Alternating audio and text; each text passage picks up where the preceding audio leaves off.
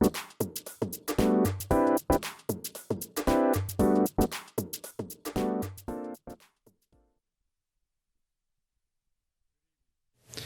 thank you for tuning in this evening for the City of Stafford Candidates Forum. We look forward to hearing from the candidates running for Stafford Municipal School District Board of Trustees positions 1 and 2 and Stafford City Council positions 1 and 2. My name is Rehan Ali Mohammed, and I'm partner with the law firm of Wong Fleming and a past chairman for the Fort Bend Chamber of Commerce. And I'll be your moderator for this evening. This event is being broadcasted live through Stafford METV and Facebook Live, through both the Fort Bend Chamber of Commerce's page and the City of Stafford's page. If you have any questions for our candidates, please submit them in the comments section on either Facebook page. We will do our best to get to as many as we can. At this time, I'd like to introduce our media representatives that will be asking the candidates questions.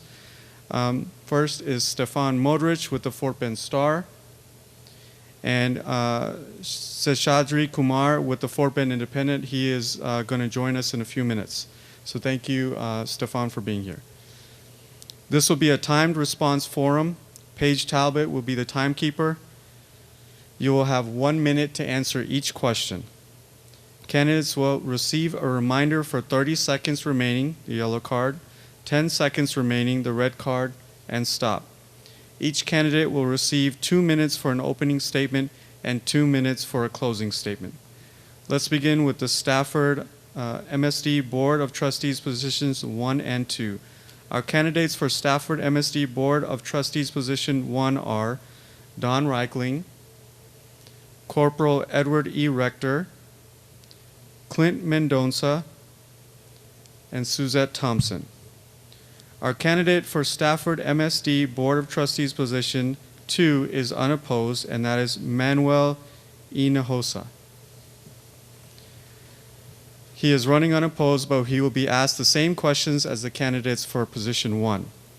Candidates, you will now have 2 minutes for your opening statements in the order of your name on the ballot.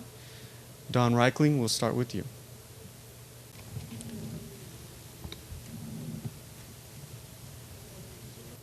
My name is Dawn Reichling. I have been a resident of Stafford for the past 42 years and a homeowner for the past 20. My husband and I, Scott, we both went through Stafford MSD from kindergarten through graduation in 1997. We have 3 boys in the district, 1 in the high school, 1 in the middle school, and 1 in the elementary school. I have been involved with youth for many years. I volunteer at the school, in classrooms, at events, things like field day, kickstart, band, culinary, whatever my boys are in, I'm involved. I love this school. This is where I came from. It has made me who I am. And I am very passionate about this district. I want the best for the kids of SMSD because we had the best when we were growing up. And I have a love for the school because this is my home and this is where I came from. And I want to be the SMSD trustee because I feel that I can love this school unlike anyone else. Thank you. Corporal Edward E. Rector. Yes, thank you. Hello. My name is Edward Rector. I'm a resident of Stafford. I'm a deputy constable for Fort Bend County, Precinct 2. I've been a public servant and a citizen for 18 years. My duties as a deputy constable is protect life and property. As a deputy constable, I've been assigned to different areas for its truancy, and my duties at truancy is work with the kids. Find out exactly for their attendance. And when I was in truancy, my job was to meet with the register office and gather information, and then go to the parents, to the students' home, and speak with the parents in regard their truancy. I enjoyed my job. I enjoyed the city of Stafford and dealing with the community. Also, I worked with other programs as a DARE program.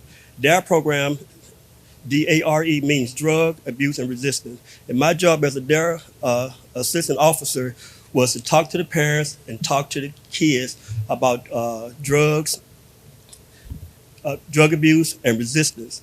And I'm looking forward, I'm looking to the opportunity to be part of the Stafford MSD board. And thank you. All right, can you test your mic real quick before we start? Sure. Testing. 1, 2. Testing. It's still messed up. It's cutting in and out. Yeah. It's going out. It's being run from not as the room, but it's going straight to the TV. All right. Let's do our best. Clint Mendoza, why don't we do your opening statement? All right. Thank you. First of all, I'd like to thank the Fort Bend Chamber for hosting this, for the Stafford Civic Center and all those helping to put it on, and all of you who are watching, whether it's online or on TV at home. Yes, my name is Clint Mendoza, and I am running for Stafford MSD Board Trustee. For those of you who are familiar with me, you already know my campaign platform. School safety, fiscal responsibility, improving academics, and putting our Stafford students first. Over the past year, we've already begun implementing one of my campaign platform points, which is introducing unique programs. Back in January, we brought junior achievement to Stafford Middle School with the Career Exploration Fair. There were 65 different talks representing 40 career paths, expanding the horizons of possibilities for hundreds of our 6th and 7th grade students. That's the kind of thing we need in our district. Over the course of the past year, with the pandemic and other factors, it's become apparent that there are 2 other things we also need in our district. That is more two-way communication and greater engagement from the parents and community. When it comes to communication, Gracie has done a great job with email blasts and social media.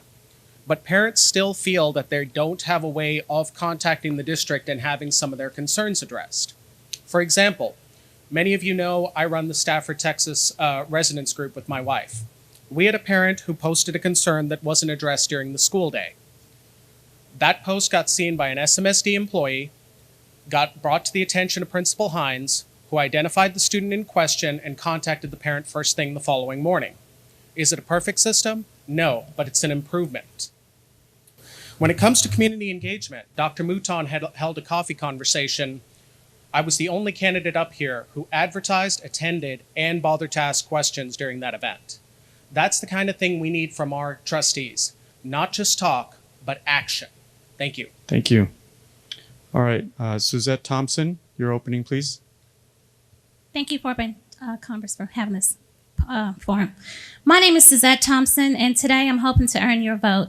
I am a homeowner and a 10-year resident of Stafford. I currently have 2 children enrolled in SMSD. They have been enrolled since 2012. My daughter's a senior who's getting ready to graduate with the upcoming class of 2021. My son is in the 8th grade. He will be attending the high school this upcoming school year. I have a proven track record. I have a passion for volunteering within our community. I have volunteered and committed my time and effort to the following organizations or events. I currently serve as the Staffordshire Booster President, where I have been serving since 2016. I am also the co-chair for the SHAC Committee, which is the School Health Advisory Committee. I'm also a parent member / healthcare representative for the COVID-19 School Advisory Team. I've also volunteered with our local youth teams, which is the Stafford Cobras, the Stafford Youth Basketball Association, Upward Sports for many years. Both of my children are actively involved in school extracurricular activities, and you have probably seen me at most of all of Stafford SMSD sporting events. I've also volunteered to pick up trash in the community during the citywide trash cleanup, working alongside our past Mayor Scarcella. I've also volunteered at many of the City of Stafford drives, including the Hurricane Harvey relief efforts that was held here at SMSD, PP Drive, food distribution, and COVID-19 drive-through testing. What can I contribute as a board member? I am a frontline worker. I am a registered nurse. COVID has taken a toll on our school system, and I want all parents to feel comfortable and safe when allowing their child to return face-to-face session. I will advocate for a vaccine hub right here at SMSD while implementing a safe, strong protocols that will keep our children in our district safe. I also want to enhance and improve the trade program here at Stafford College and Career Campus. for those students that's not interested in enrolling in a four-year college degree plan once they graduate from SMSD, and this can be through community partnership. Thank you. Thank you. Thank you. All right, Manuel Inohosa, sorry. Begin your opening statement. Good evening, Stafford. Remember, we are one. I'm excited to be here this evening with you. Even though I do not have an opponent, I think it's important for me to address and give thanks to the city of Stafford, the citizens and the community for the privilege to serve your children on the school board. I want to thank SME TV, City of Stafford, Fort Bend Chamber, as well as the moderators this evening. First of all, I want to highlight a couple of accomplishments that I've been part of over the last 6 years.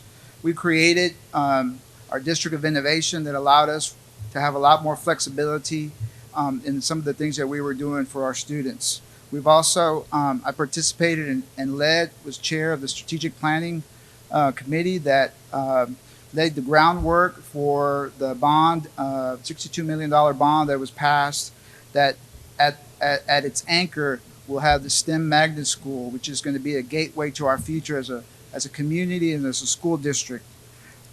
We've had numerous partnerships with, for example, Texas Women's University for a cohort of student nurses starting in the middle school. We've had partnerships with Rice, partnerships with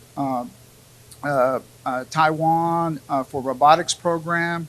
And then some of the things that we're planning for the future, at least for myself over the next 3 years, I will be working to expand and create a health academy that will have nursing, laboratory sciences, pharmacy, enhanced pharmacy, as well as dental hygiene programs. I want to also work to increase our trade programs for our career academy, and as well as increase partnerships and internships for our students. Obviously, we're going to have to get back and create a post-COVID reintegration and get back to a new norm.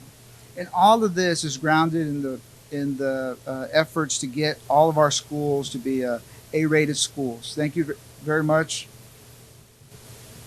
Thank you. All right, at this time, we'll have our media representatives begin with questions for our candidates. Remember, you'll have 1 minute. Seshadri, thank you for joining us. We'll go ahead and give you a minute to get started, and then we'll start with Stefan for the first question. It will be for Don. Yeah, candidates. So my first question is, what aspects of your background or experience do you feel have best suited you to meet the needs of the school district? For me, I think my biggest thing is I'm a parent of 3 kids who have been in this district all their lives, and I've got kids who've been in the AP program, the GT program. My son is in special education, and they also have been involved in all different areas in the school.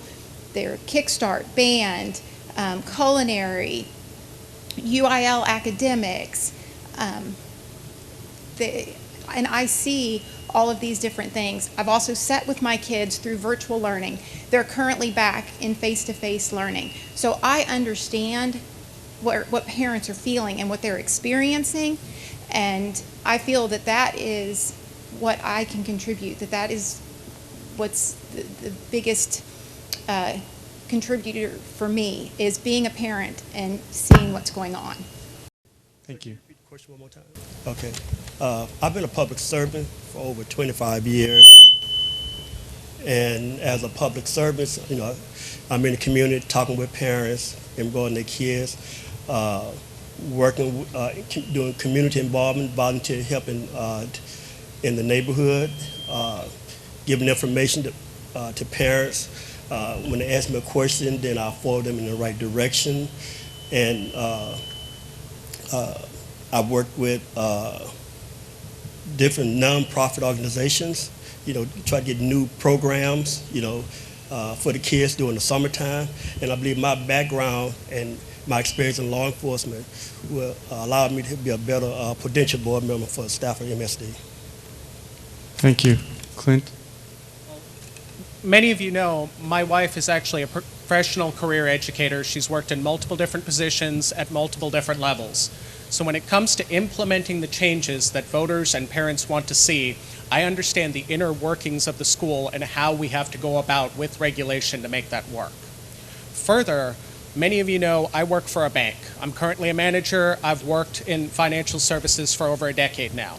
Financial analysis is going to be key to helping pass the budget and making sure that every dollar counts. This is not like managing a household budget. We have to account for the needs of hundreds of employees, thousands of students, and allocations of millions of dollars.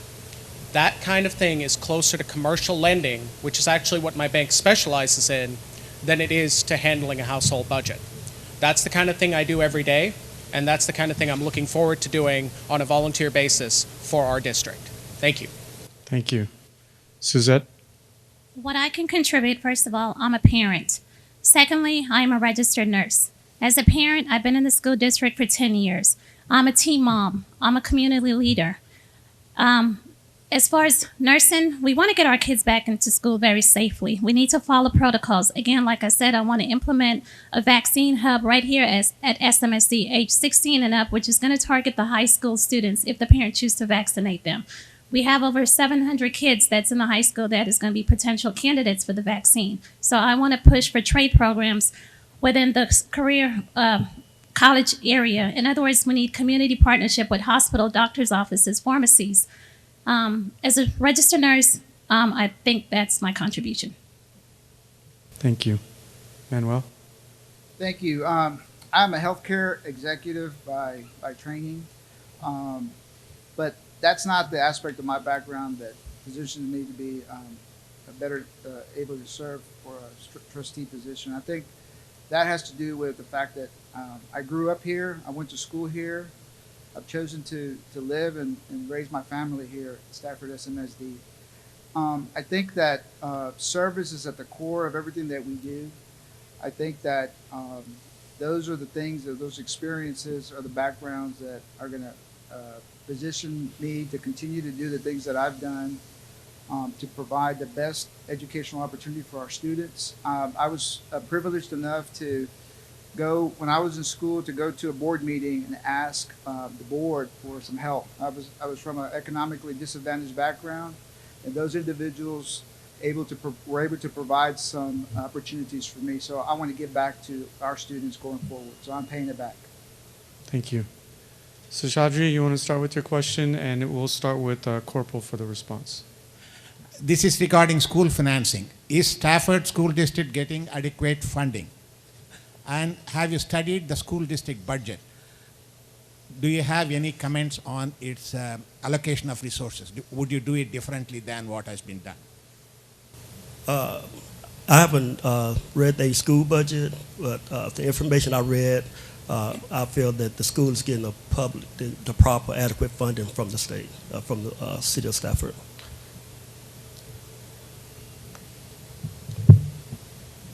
All right. Clint? Yes, I have looked through the budget. The answer to that question depends on who you're talking about. If you're talking about taxes, your taxpayer will say, yes, they're definitely getting enough money. If you're talking to Dr. Bostic or any of the employees, no, we could always use some more money for all the different things we want to do. I think that the state has done a fair job of allocation. I would like to see a bit more, and I'm prepared to lobby for that if we need to. In terms of spending, I think we've done a reasonable job. I'd like to see a greater focus on academics and a little less on extracurriculars. And on top of that, I think that we need to do a better job of making sure that our bond is getting properly implemented. Back in July, August-ish during move-in, I was at the middle school and I noticed one of the elevators just isn't working. I followed up with Principal Gale in October and it still hadn't been fixed. These are tens of millions of dollars that the voters voted on, and that's an ADA compliance matter that hasn't been addressed. Now it's been fixed, but it took months. I want to look at how we're focused on how that money has been spent, making sure it's done well. Thank you. Thank you. Suzette? Can you repeat the question one more time, please? Is Stafford School District getting adequate funding? Have you studied the school district budget? Are you satisfied with it? If not, what areas would you reallocate the money for? Okay. I have looked over the school budget. Have I studied it? I've reviewed it, but Stafford does have a chief financial officer. That's their department, but if with the funding, from listening to past previous board meeting, as far as the general fund, the balance is well balanced. Due to the pandemic, attendance in school, with the funding, the attendance credit, I guess that's balanced right now. And also with the land tax dollars, I would say that the property tax is balanced in the budget, which is the whole harmless act. So yes, I would say the budget is balanced at this moment. Thank you. Before you start, Manuel, make sure that the mic is adjusted so where it's closer to you. We did verify that it is working well on the streaming. So just, be patient with us until we can fix it a little bit better. Manuel, why don't you go ahead and answer the question? Thank you for the question. I think every school board trustee and every school district in the state would tell you that the answer to that, probably across the country, is no. I mean, there are limited tax dollars to go around, and there are a lot of needs around the state. And one of the first things that usually gets cut when tough decisions need to be made is school funding. Over the last 6 years, we've lobbied and we've worked to getting greater increased funding for all school districts. So I think we could always do more or get more. I think that in terms of what aspects of the funding, most of our funding goes into instruction and salaries. I think that that's at the core of what we do as a district. We have to have the right individuals, teachers, support personnel to do our instruction. The budget is tedious, very careful process that always has some tough decisions to be made. We could always do more, and if I had an unlimited pocketbook. Thank you. Don? I personally feel that on the state level, there needs to be some changes made to school funding. We could always use more funds. However, I have looked at the budget. I've also spoken with Dr. Bostic, and I feel that the board is doing a really great job of managing the funds that the school does have. There's been a balanced budget for the past 7 years, and SMSD is in a good financial place. And so, would I do anything differently? I would say no. I mean, it would, I would want to keep looking to the future and keep managing the finances in a positive way to where we do have money to, but like I said, you always want more, and you can always do more. Thank you. All right, let's go to some of the the questions from the public. First question, we will start with Clint. Question is, parents, taxpayers, residents should not have to attend meetings in order to know what is happening in the district and the decisions made by the school board. How would you consistently communicate with all parents, residents, and stakeholders? Clint. Many of you know I'm a big fan of social media, and I understand that not everyone is on social media. But my approach is what I call redundant communication. Send it out through as many channels as possible. Send out email blasts, post it on the website, post it in different places around the schools. Make sure that it's going out in newsletters. Make sure that the city is aware of it and can broadcast it through their methods. There are a variety of ways, both using electronic and paper communication, that we can make sure that messages are getting out to our parents, to our community members, and to our students. We do have internal messaging systems that are used as the primary form of communication. They're great, but they're just one step. And if that system's down, we need to have backup means of communication to make sure that we're still getting the messages out to all of our parents, all of our community members. Thank you. Thank you. Suzette? Pandemic has changed the world, so now everybody is on Zoom. You don't have to be on social media to have a Zoom account. Meetings can be done via Zoom. You can have audio with communication. They can continue with a robocall to remind parents and taxpayers that there will be a meeting. We know the meeting is held on the second Monday of the month. So we don't have to be face to face, but we can use Zoom or audio listening whenever the meetings are being conducted. Thank you. Manuel? Thank you. Communication is the one thing that all of us do every day, and most of us get wrong more than once per day. I think continuing to leverage the platforms that we do have.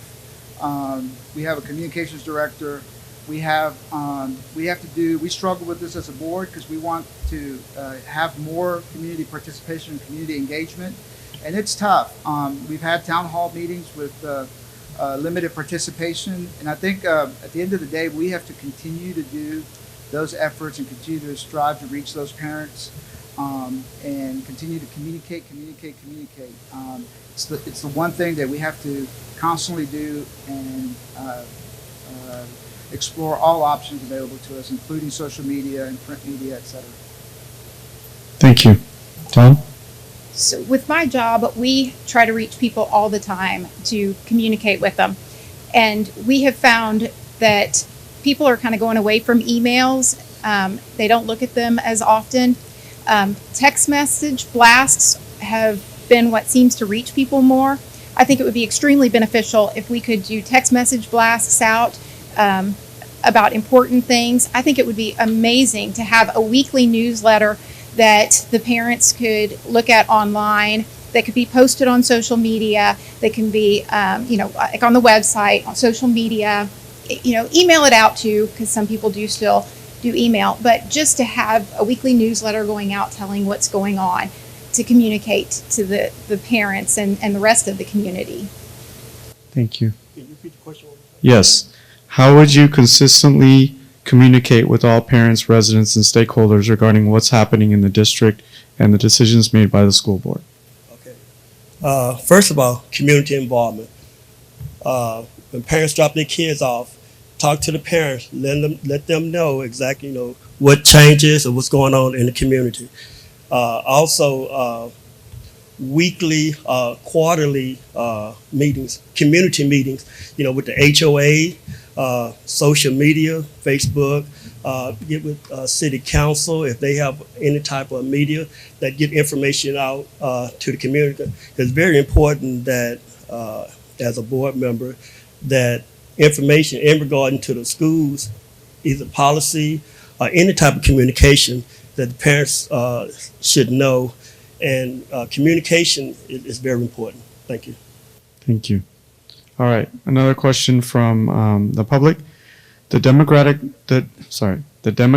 snapshot report shows that the population in Stafford is going up by 2025, with the majority of its growth between 20-year-olds to 64-year-olds, and more than 27% growth between 0 and 19.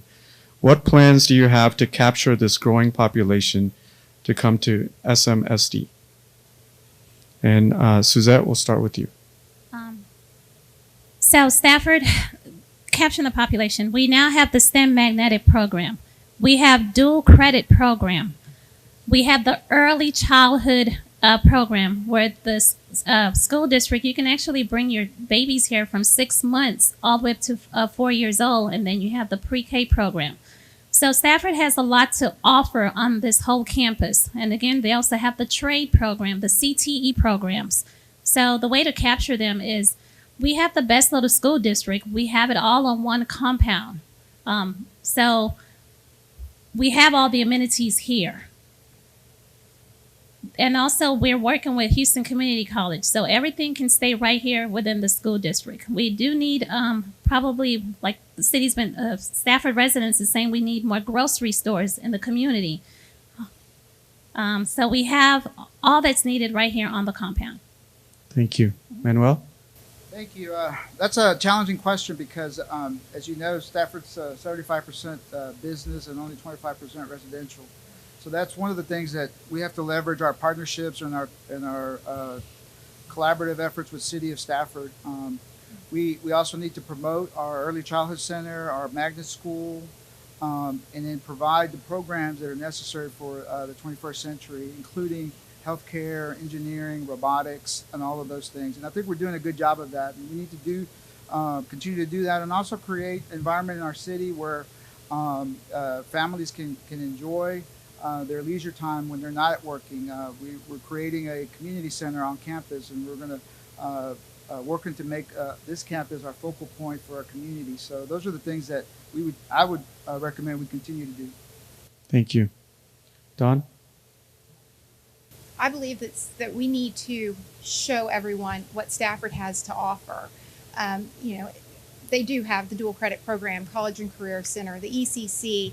I mean, there are so many amazing programs, the STEM Academy that's going to be opening, and we need to make sure that everybody is aware of what Stafford has to offer.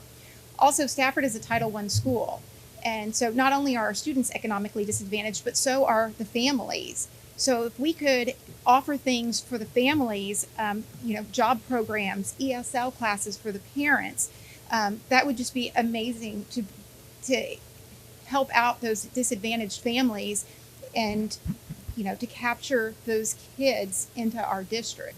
Thank you. Corporal? Can you repeat the question again? Yes. So we talked about the demographic snapshot report and the different percentages. What plans do you have to capture the growing population to come to SMSD? The way I would do it is to get nonprofits getting involved in partnership with the Stafford schools. Also getting out into the community, because Stafford does have one of the STEM program, robotics program. Like I say, we get with the different nonprofits and different organizations and bring their activities to the Stafford MSD, and that'll capture more students for the school districts. Thank you. Clint? You've already heard it 4 times, so I'm not going to repeat all of that. What I'm focused on with that question is the fact that that range went up to the 60s. I'm not concerned about the 60s. I'm concerned about the younger population that would have students that will be coming to our school district. We are a landlocked city with an aging population, more empty nesters than young professionals. We need to work to bring more of those young families to Stafford and provide these opportunities like the ECC, STEM Magnet Academy, etc., to attract them to SMSD. When it comes to that, it's a group effort across all of the city. City Council's done their part. They've approved new housing projects. The SCDC is doing a great job bringing trendy businesses to the grid. Now it's up to the district to make the schools appealing to young professionals. And you need someone who's going to have their finger on the pulse. In terms of that, there's no one better than someone who's an actual young adult, an actual young professional who moved to Stafford to start a family. Thank you. Thank you. All right, we'll go back to our press representatives. Seshadri, you want to start? And the first response will be from Manuel. There is a national trend to include race relations in the school curriculum. It is also known as critical race theory. Can you hear me? Not very well. There is a trend nationwide. Race relations in school curriculum to educate children on that. That is also known as critical race theory that is being talked about in some school districts around the country. Do you think Stafford School District needs that? Would you recommend such a step? Manuel, we'll start with you. I think a better understanding of different races and cultures is always something good. In our my place of employment, we have a diversity, equity, and inclusion officer. That's never a bad thing.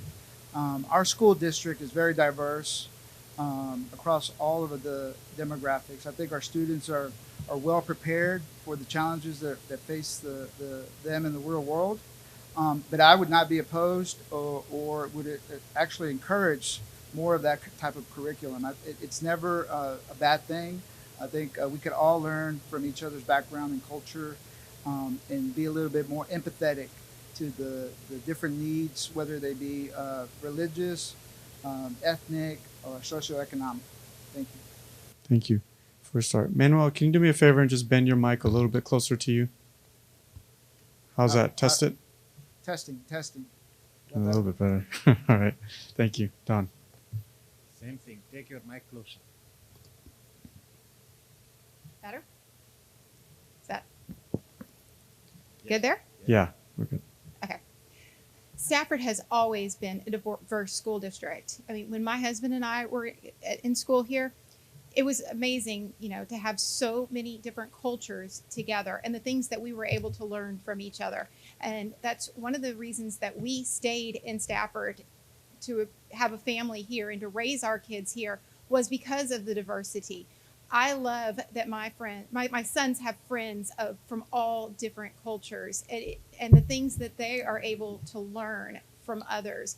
And I feel that, that is very important for them to learn, from different, about different cultures and different races, and just to keep that, I mean, there's so many issues in this world.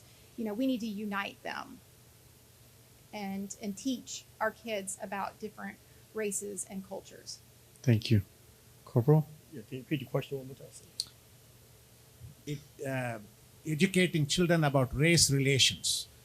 Do you need the curriculum to include what is called the critical race theory that's being taught in some school districts in different parts of the country? Do you think Stafford needs one such curriculum? Did you hear that? So basically just the critical race theory, should we implement that in the school curriculum? Yes. I've been, as a public service in Stafford, the diversity has changed extremely, and different cultures has moved into Stafford.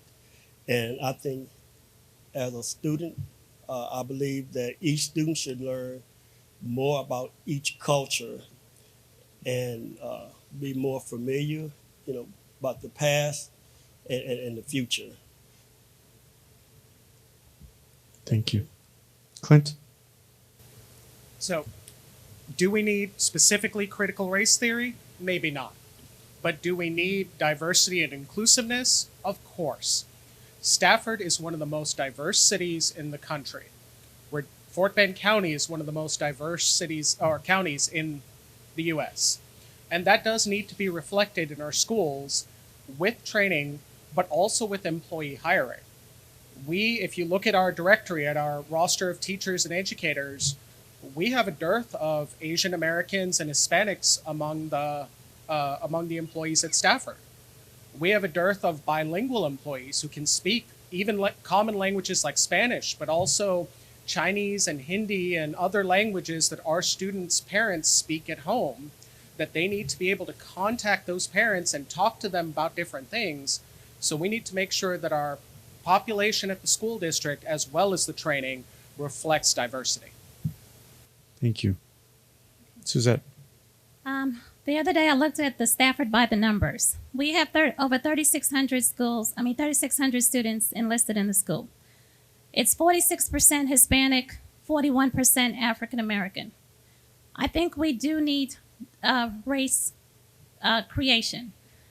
When you have minorities in the school district, they need to be able to mingle with other races, and other races need to be able to mingle with Hispanic and African American. Once these students go out into the world, they need to be able to interact with other cultures once they get out there. So in other words, let them learn about it from the foundation throughout the school district so they would get accompanied to it once they go out into the community. Thank you. All right, next question from our press. Stefan, you want to go ahead and ask, and Don, you'll be first to respond.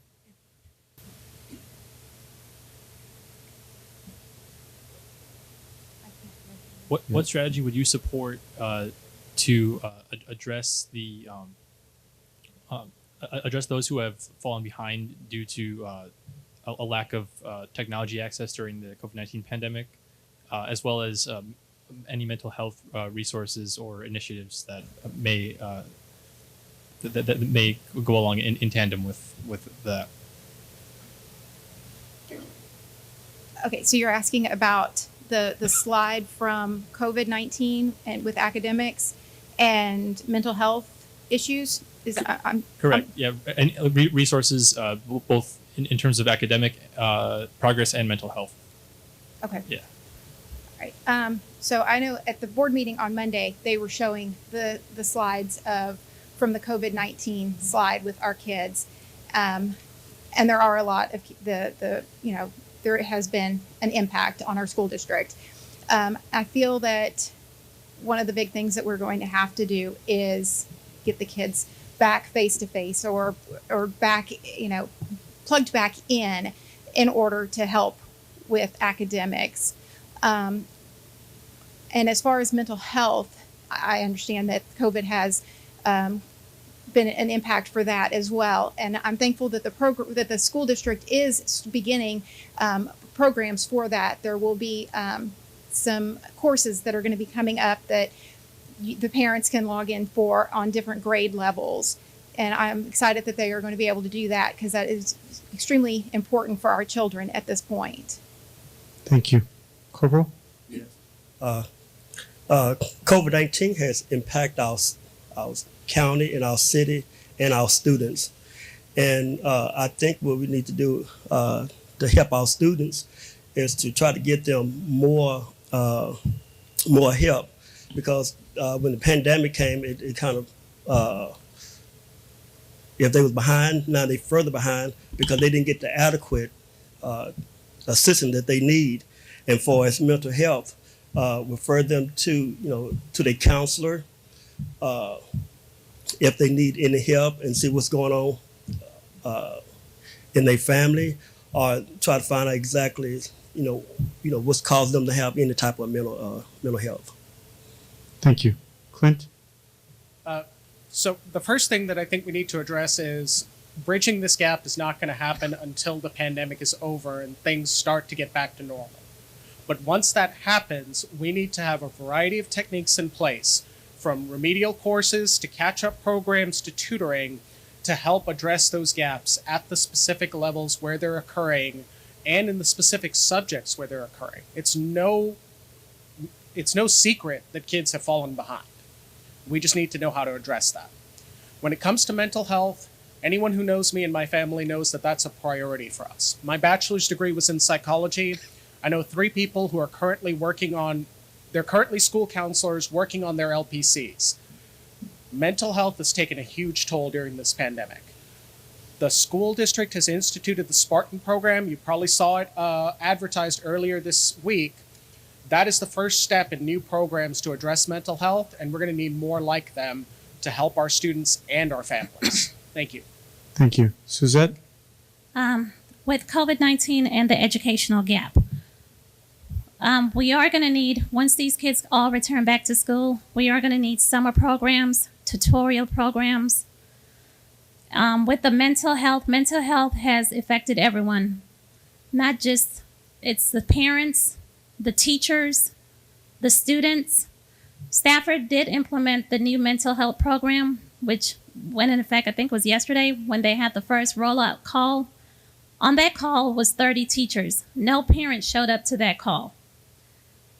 Also, with the mental health program that Stafford has implemented, it also needs to be held in Spanish. Again, the school is 46% Hispanic and 41% African American. We need more Spanish material so the parents that's being affected, they can also be included too.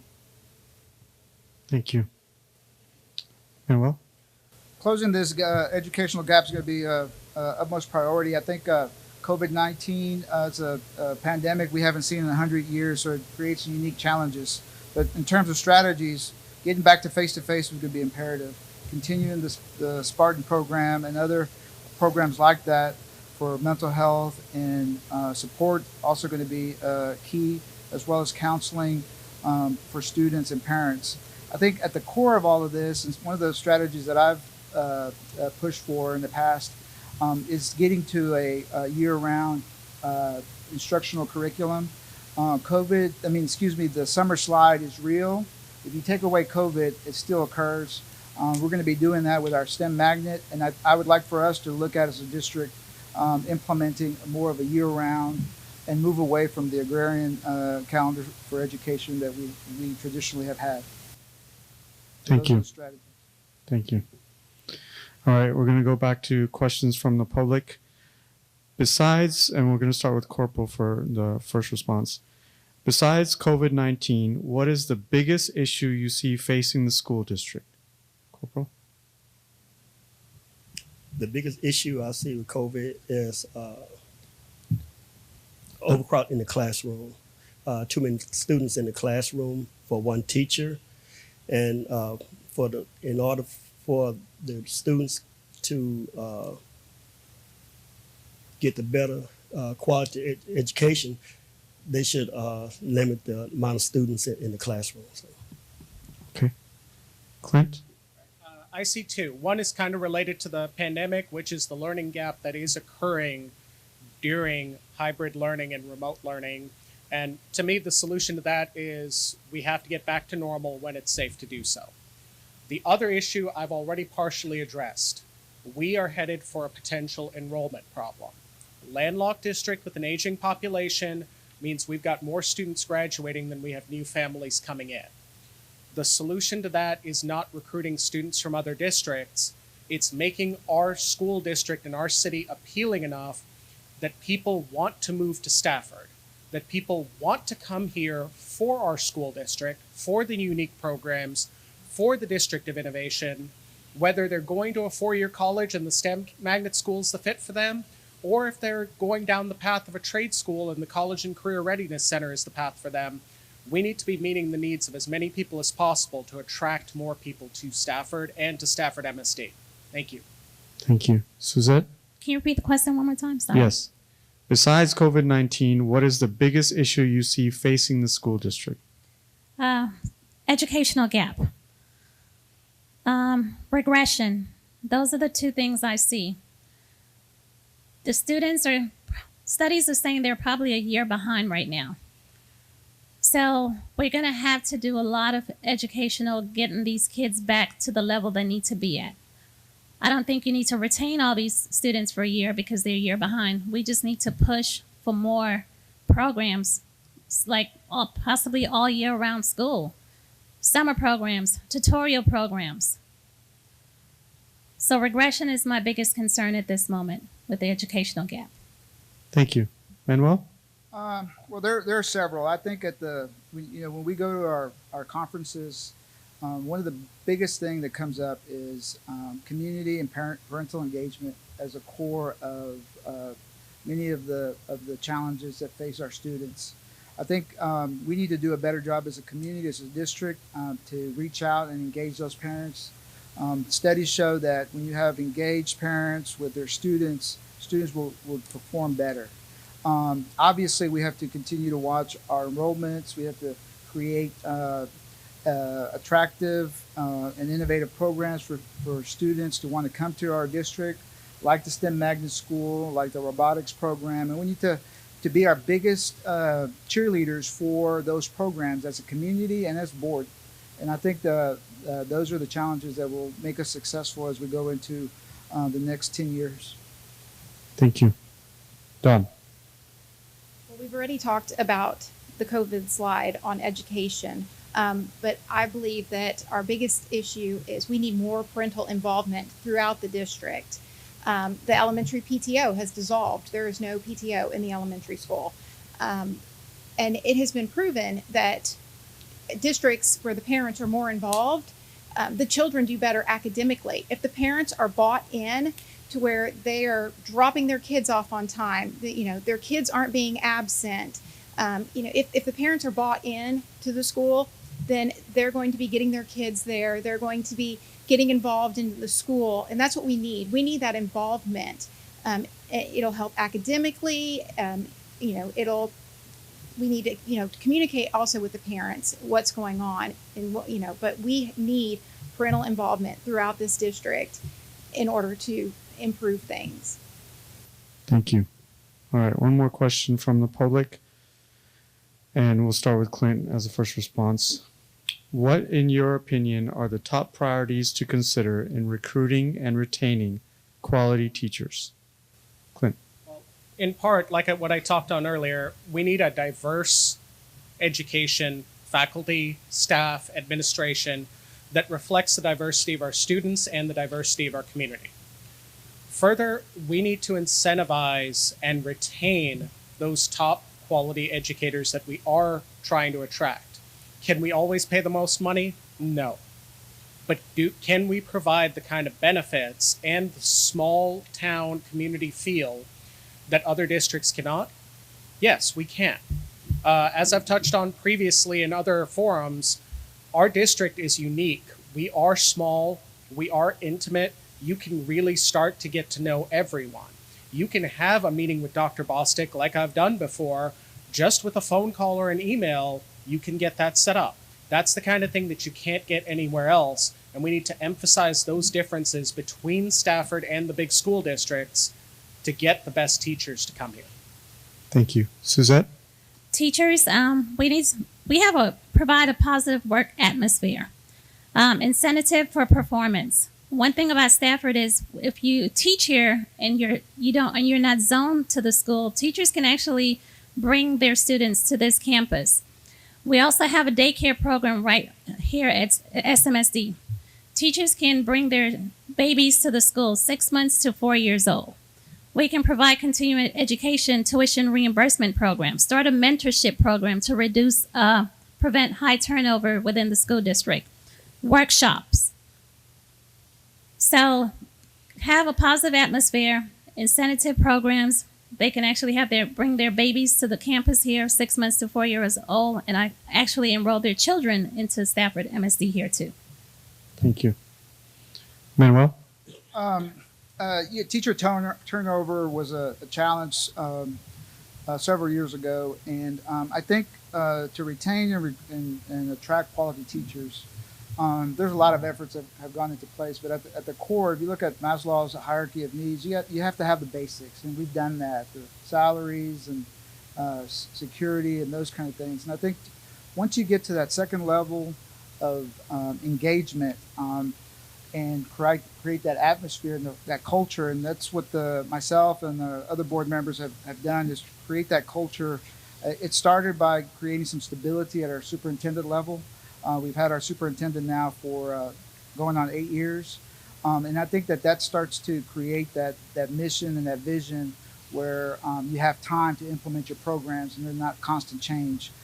We do a lot of the recruiting and et cetera, and we'll continue to do that. But I think creating that culture is at the core. Thank you. Dawn? I believe that we have to have an attractive environment for our teachers. We need to provide them with the support, the resources, training that they need. And we need to make them feel appreciated. Everyone wants to be appreciated, and we need to make sure our teachers feel appreciated. Through my job, I have been involved with another Title I school, and what we've been able to do is go into that school and, we write letters of encouragement to the teachers. We do mentor programs with the kids in the school. And if you do mentor programs, that can take some of the weight off of the teachers. When you have a student that needs extra help or extra attention, if you have somebody who comes in for an hour a week and spends a little time with that child, then that'll take some of that weight off of that teacher. So if we can do things that will, lift some of the load off of the teachers, I think that would be a great way to retain and bring teachers into the district, is if they see that kind of environment. Thank you. Corporal? Can you repeat the question? Yes. What, in your opinion, are the top priorities to consider in recruiting and retaining quality teachers? Training, also a safe environment for the teachers, also the material, and make sure that each teacher is appreciative for the hard work and they work they do on a daily basis. Thank you. All right. We're going to go into 2-minute closings in the order of your name on the ballot. So we're going to start with Dawn Reichling. Go ahead and do your closing. Thank you. Again, my name is Dawn Reichling. I've been a resident here in Stafford for 42 years. My husband and I went through the school from kindergarten through graduation together. We have 3 boys in the district: high school, middle school, elementary. I've been involved in the district in volunteering in many different places. I've sat with my boys through virtual learning. I've got a child in special education. I can be a voice for the parents on the board. I understand what parents are experiencing. I would love to work with Dr. Bostic and the rest of the board to improve our accountability ratings. I want to improve communication throughout the district, both internally and externally. My goal is to see all students who require special needs to get the resources that they require. I just desire to see more parental involvement, and I would love to see community partnerships that can impact the lives of our children in so many positive ways. I want the community to know who I am and that I am someone that they can trust. I want to be accessible to the parents, the teachers, the students, the staff, and the community as a whole, because we are all in this together, and together we can make our district better than ever before. In order to do this, I need you to go out and vote for Dawn Reichling, #1 on the ballot and #1 for the future of our district. Thank you. Corporal Edward E. Rector. Yes, my name is Edward Rector. I'm #2 on the ballot, and I've been a public service for over 18 years. As a public servant, I go out into the community. Is to talk to the parents, be involved, gather information, and I would like the opportunity to be a potential board member, because I believe that as a board member, a potential board member, go out into the community, talk, get with different organizations, bring different type of programs to the school district. As a board member, a potential board member, it's important that we get involved with the community, go out, talk with parents, see what's going on, try to get as much information from the community. Thank you. Thank you. Clint Mendoza. Thank you. So, I am a community servant who gets involved everywhere I go. I'm not here to start a political career. I'm not here to just back one extracurricular. I'm not even just here for the Hispanic and Asian students. I'm here for all of our students. I signed up for the Parent Engagement Committee, and I don't even have kids at the district yet. When it comes to all school districts, they're going to be facing 3 major issues in the coming years. The immediate one is navigating to the end of the pandemic. Both of my siblings are MDs, cousins are nurses. Every medical professional I've talked to has recommended a cautious path forward. The intermediate need is bridging those learning gaps that we talked about. We need to beg, borrow, and trade best practices with other professionals to make sure that we're meeting the needs of our students. My family has contacts with over 30 professionals across the Houston area, different positions, different districts, public and private schools. We intend to lean heavily on those for the best practices for our Stafford students to get them caught up. For the future, we need to worry about the financial impact of this pandemic. Every city entity is concerned about their budget going forward. Attend their meetings and you'll see that. I've already said, managing a school budget is nothing like a household. You're dealing with millions of dollars, hundreds of jobs, thousands of students. I have over a decade of experience in finance that I can put to use for our district, for the benefit of our communities. I look forward to doing that. So when you head to the polls, I want you to remember those 3 things. All of the candidates up here can probably help with at least one of those issues, but there's only one candidate who can address all 3. And when you're thinking about that number 3, that's exactly where you'll find my name positioned on the ballot, in the 3rd spot. Thank you. Vote Clint for SMSD. Thank you. Suzette Thompson. Again, my name is Suzette Thompson. Today, I hope I have earned your vote. I am running because I truly care about our school district and the future of our children. I'm not running for any political gains or name recognition in the community.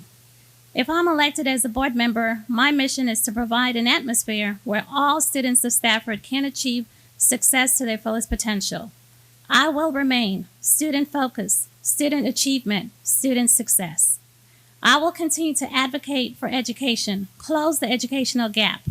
As a nurse, I will advocate for strong safety protocols to protect our children here at the school district. Also, I will continue to advocate for strong mental awareness. Work to enhance the trade program through the CTE program with the help of community partnership, whether it's the doctor's office, pharmacy, or the urgency care, or the hospital. Maintain and adapt the budget responsibility due to the inequality that the pandemic has caused. I will create a strong relationship with parents, teachers, students, community members, and stakeholders. I am ready to make the commitment. Please vote for Suzette Thompson. I am number 6 on the ballot. Thank you. Thank you. And last but not least, running for position 2 is Manuel Inohosa. Thank you. Good evening. First of all, I want to thank my colleagues here, and I look forward to working with one of you come May. If there's one thing that I want this Stafford and the audience to take away from this evening is great things are happening in the city of Stafford and Stafford Municipal School District. Our work is not done. There's work left to do, and there's a lot of things that we still have to accomplish. I tell my children all the time, anybody can point out the negative. It takes a special person to get involved with their time, treasure, and talents to make a change. I challenge you and the Stafford community to make that change. I want to close by, I want to recognize a young man, Justin Amamoy. He was the reserve grand champion for the Houston Livestock Show and Rodeo. Those are the kind of things that are happening at Stafford Municipal School District. I also want to thank my family, my kids, Manny, Raul, Nicholas, Brianna, and my new baby girl, Catalina. I also want to thank my wife, Josie, for all her support. I want to thank the city of Stafford, the citizens, for entrusting your children and yourselves to myself. And I look forward to continue to serve you. Thank you. And thank you to all of the Stafford MSD School Board of Trustee candidates for being with us this evening. We will now take a short break to disinfect the podiums and microphones. And when we come back, we will hear from the Stafford City Council candidates in approximately about 5 minutes. Thank you.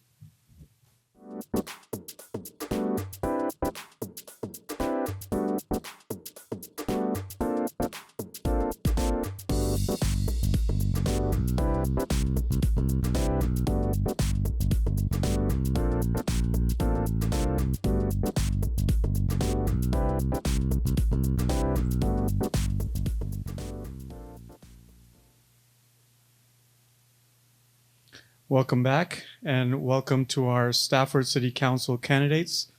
At this time, I would like to review the rules. Paige Talbot will be the timekeeper.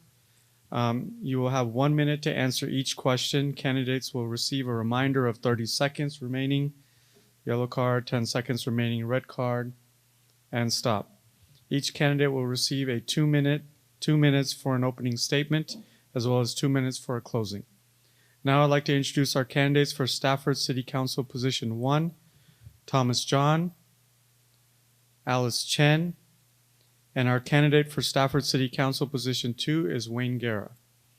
Our candidate for Stafford City Council Position 2 is running unopposed, but will be asked the same questions as candidates for Position 1. Candidates, you will have 2 minutes for your opening statements per the rules in order of your name on the ballot. Thomas John, we'll start with you. My name is Thomas John. I'm running for Stafford City Council position number 1. I'm in Stafford for 34 years. All my kids graduate from Stafford High School. I'm doing a lot of social and cultural activities in Stafford. When I'm standing here, I have very sweet memories of the past. I was the president of the community. When I was doing every meeting, our past mayor, Leonard Scarsla, was the guest speaker.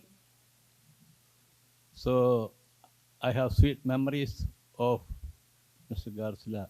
He did a wonderful job for the city. I used to walk together with him in this park over here.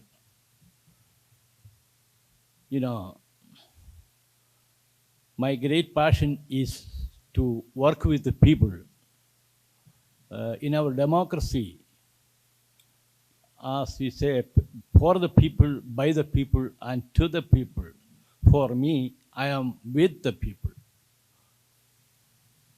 That's why I practiced when I was very young in my childhood.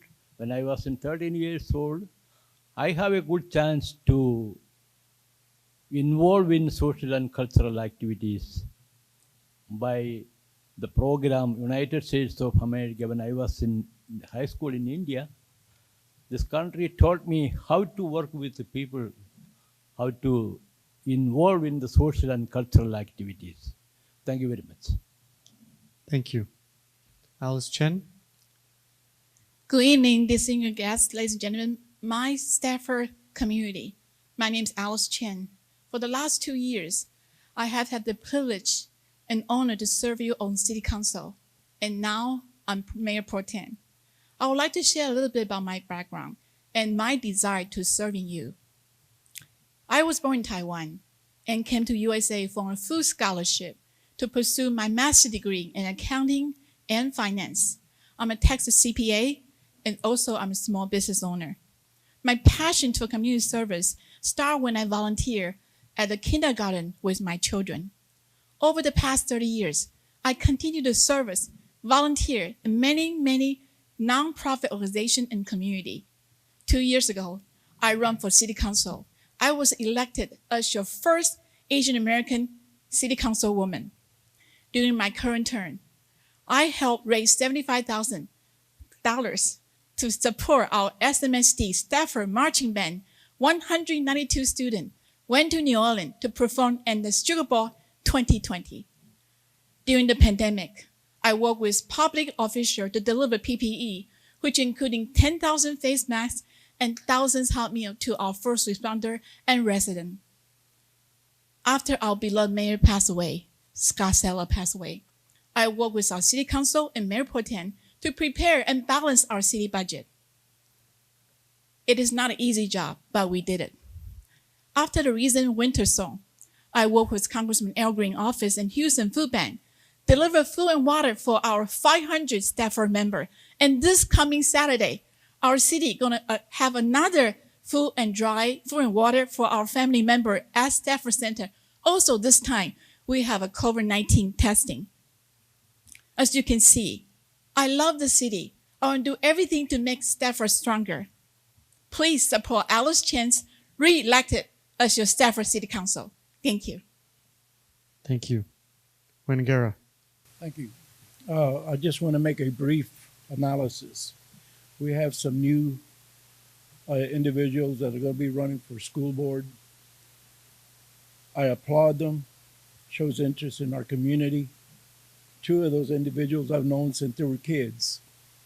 I've been around here that long. I came to this community in 1998. I was 78. I built my home. I've been here ever since. And I've been your diligent and honored representative of this community for 20 years. I was involved in politics before I ran for council. I'm a lifetime member of the Historical Society. I'm a lifetime member of the Booster Clubs. I'm a lifetime member of the Athletic Club. I'm pretty much a lifetime member of my church, Holy Family. I'm a Knight of Columbus. I do participate in food drives. I just don't come out in public in photographs. With all that said, I am here to run for another term and to do my diligence to keep this boat afloat. I had the privilege of being the Mayor Pro Tem when our Honorable Mayor Scarcella passed. I held the city together for 7 months. And yes, I needed a little help with the budget because we had a short time to put it together. We had weeks, we didn't have months. And we were able to comprise it with the right people, and we could work together. And within weeks, we had a budget that usually takes months to prepare. With all that said, I'm here to run again. I'm here to represent the people, not individuals. but the people. Thank you. Thank you. All right. So first, we're going to get back to our press representatives for their questions. The first response is going to go with Thomas. Stefan, you're going to go ahead and get started.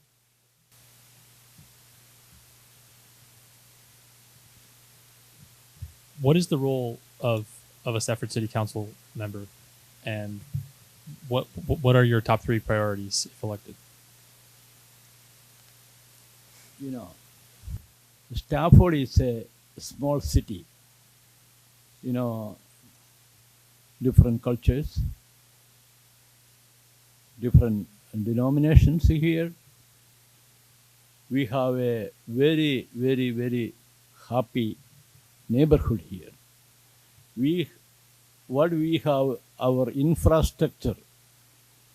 In Stafford, we have the streets. They are well maintained. Our police department is very good. We want to keep the property tax 0%, and we want the city to grow to a better stage. Thank you. Thank you. Alice? Yes, as a city council, we need to make sure we keep our city property tax 0, to make sure we balance our budget, and to make sure we bring additional revenue to our general fund, and ensure to continue to provide good public service to our residents, also the business owner. In a way, we need to work together to make this city the best place for residents to live, play, work, and play. Thank you. Thank you. Wen? Thank you. It's pretty simple. When it comes to economics, you can't spend more than you're making. And we have a situation we're facing. And we're doing the best we can to bring in more revenue. I was involved with my legal counsel and my economic director in coming in with the grid, which has brought tremendous value to the city, erosion of taxes. We continue to work with other developments coming in, countless meetings with developers and possible businesses coming in. That's what I do. I am there for you to keep property tax out of the system that we are in. Thank you. All right. Next question. Alice is going to start with the response, but Shashadri, go ahead and ask it. Could you please tell the Stafford voters why you should be re-elected or elected again to the City Council? And if elected, what you are going to accomplish specifically from your perspective? Thank you for the question. As you know, I was elected 2 years ago. Since day one, I work hard, try to keep property tax 0. And also, I mentioned too, during the COVID-19, we want to provide more resources to our business owner and also resident. As a city council, we need to protect the city, be public safety. And another thing is very important is balance our budget. I'm the one, at that time when Mayor Scott Settler passed away, I'm the one prepare and balance our city budget, just like Mayor Gwen Garrett just mentioned to you. But in the future, we need to bring more business to our city, put our city, bring more sales revenue, and then also we're going to make this city shine. Good school, good location, and safety for people who want to come. Thank you. Thank you. Wen? Well, as Ms. Chen said, she was part of the process of balancing the budget, but it was a group effort. It was a group effort from the very beginning. I had multiple meetings to get the budget balanced, and we did balance it, but we had to move $3.8 million from our EDC. We cannot erode that EDC funding anymore because we have to cover the principal and the interest on our loans. We have a challenge ahead of us. I'm not going to give you that it's all jelly and peanut butter. We have a challenge ahead of us, and we have to take every rock and cranny and look for money. and not vote against anything that's coming in to bring in revenue. Thank you. Thank you. Thomas? You know, we have a lot of plans, and they already have plans. But the main thing, how we get the finance for the plans. Anybody can make a plan, but no money, it doesn't work. We have a lot of, in California, a lot of technology companies are moving out of California. If you can bring some of the companies back to Stafford or any other kind of hotels, motels business, so anything can bring money to the city, our plan will work it out. Otherwise, it will be a waste of time and energy for the people. Thank you. Thank you. All right, we're going to go to our first question from the public, and when you're going to get the first chance to respond. So the question is, what do you envision as future projects to help advance the economy in the city of Stafford? Well, first of all, we got to revisit our compensation plan. It's been dormant, but we have to get everybody on board so that we can continue to work forward in greeting new businesses, making it a business-friendly community. With that said, as we speak, I'm working on some of the projects on Highway 90, and that is going to be bringing in revenue, and that's what I foresee. Little by little, we will get the island and also 1092 on that concept, because we do have some more coming in on 1092 that we are working on as we speak. We have a lot of money coming in from the state and the county to revise the whole system, coming in from 59 all the way to Highway 6, a collaboration between 3 entities. Thank you. Thomas? 59 and the Texas Instruments, when they sold the property, there's a lot of developments are coming. If we promote hotels or motels or any kind of restaurant business, you get more income to the city. In Murphy Road, there is a lot of storages are coming. That storage don't give any tax to the city. That's what my information. But if you promote more revenue, income producing business is better for the community and the city. Thank you. Thank you. Alice? Marketing, marketing, marketing. Our city have one thing nobody else has: no property tax. That's the reason during the COVID-19 pandemic, we have so many businesses come to our grids. In-N-Out Burger, Chilope Whiskey Cake, Outback Steakhouse.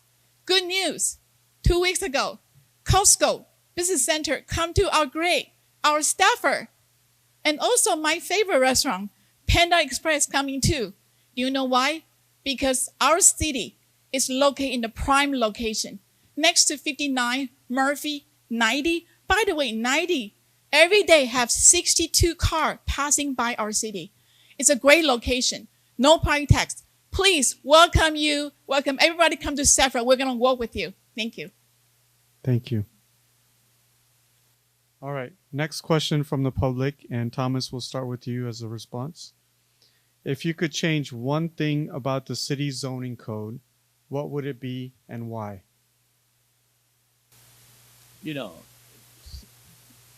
Most Stafford, basically there is no property to develop. Most of the property is one way or other filled up. More housing or more business. I promote to more business people come to Stafford to give more money to the city.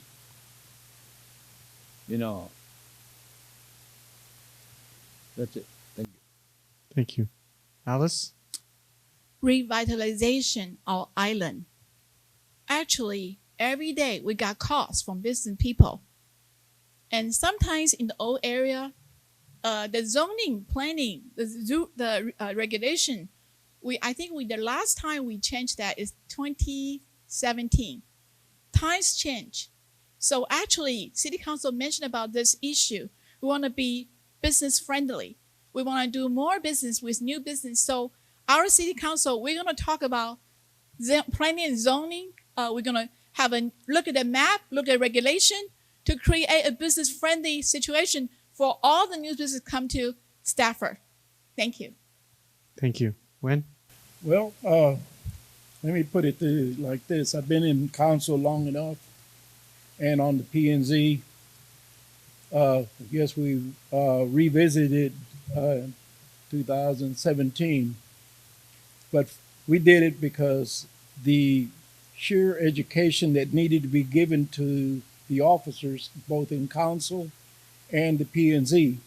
There was another compensation plan that goes back to the 70s, and nobody knew about it. We brought it forward. Guess what? It wasn't much different than what we have now. We're going to revisit it. We spent thousands and thousands and thousands of dollars maneuvering this compensation plan.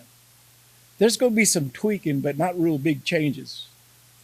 We just have to be diligent and keep working at bringing in the businesses.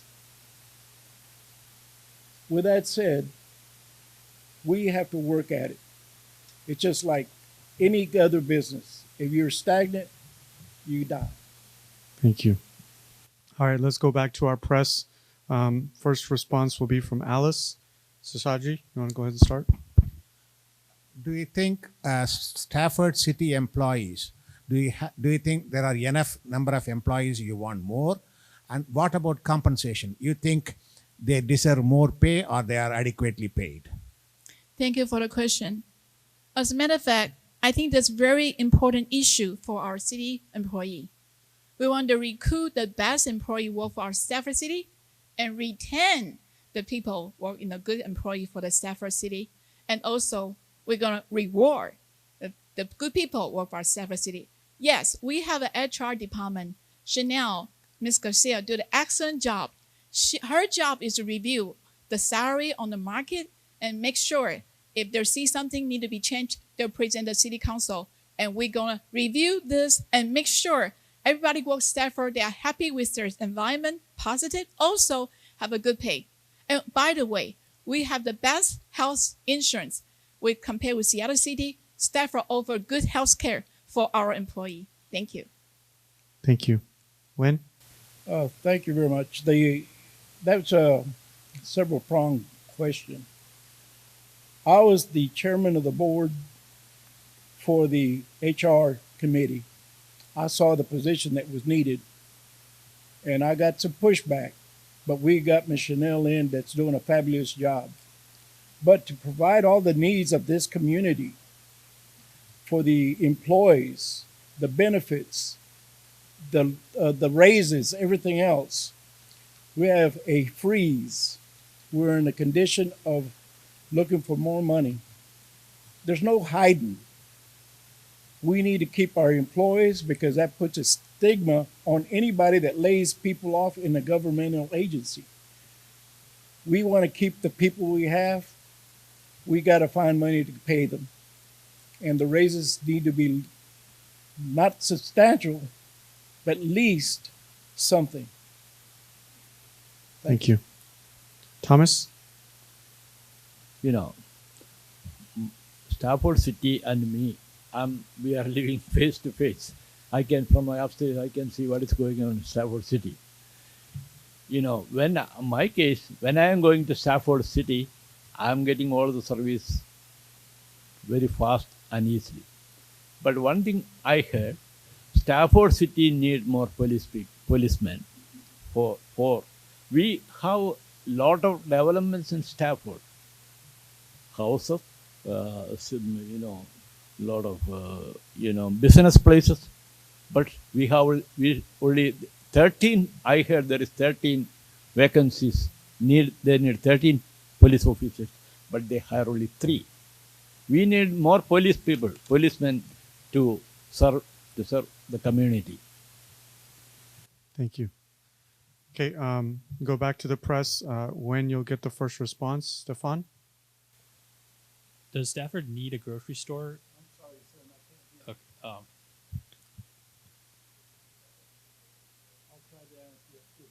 Okay, I'll repeat it. Does Stafford need a grocery store? Absolutely.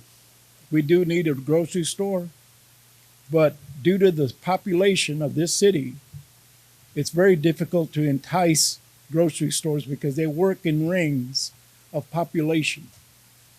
We are stagnant in the population growth of the city.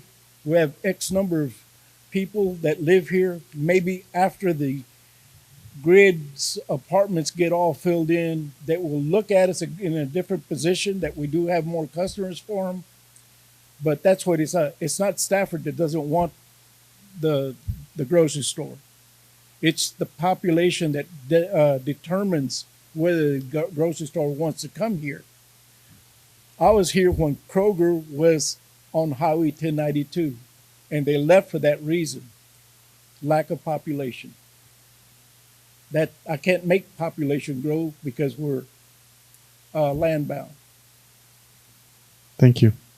Thomas? Of course, we need a grocery store in Stafford, but there is no enough space to have a grocery store for all the parking facility and everything. More than that, if we want to compete with Walmart, there should be a big grocery store. There is no space in Stafford. In the future, if any small store is coming, people will not go to the small store. They all go to Walmart. They don't get the people are getting trying to get whatever they want from one store. They will buy everything from there. So small store is not going to be a success. They will be a failure. With big store, there is no facility in Stafford. Thank you. Alice?